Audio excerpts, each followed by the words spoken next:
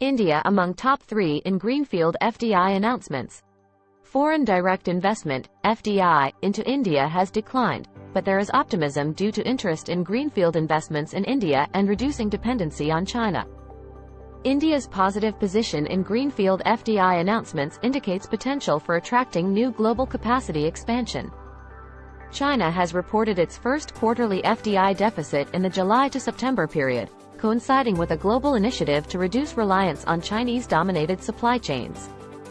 Despite an overall decline in foreign direct investment, FDI, into India, experts find optimism in the country attracting interest in greenfield investments, especially as China experiences its first-ever decline.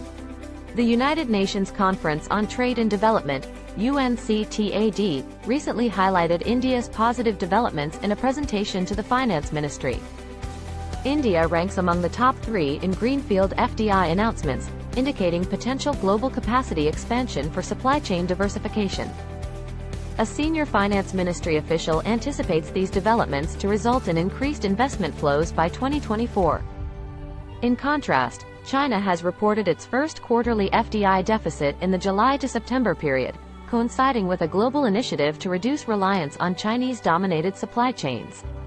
Policymakers emphasize that while India may not be the sole alternative for FDI shifting from China, there are signs of India integrating into global supply chains.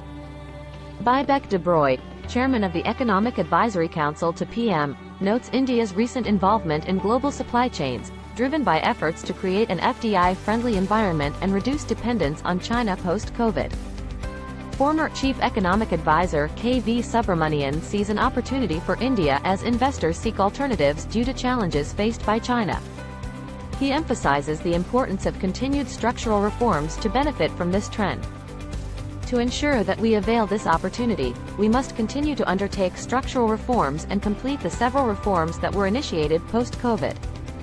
The window of opportunity for India to benefit from this negative trend is finite, he said. He pointed out that China's negative FDI reflects the structural challenges in its economy, exacerbated by notable demographic challenges.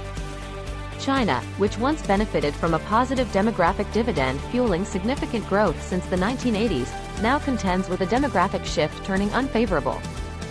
Additionally, the country grapples with substantial challenges in its financial sector, marked by the accumulation of significant bad loans.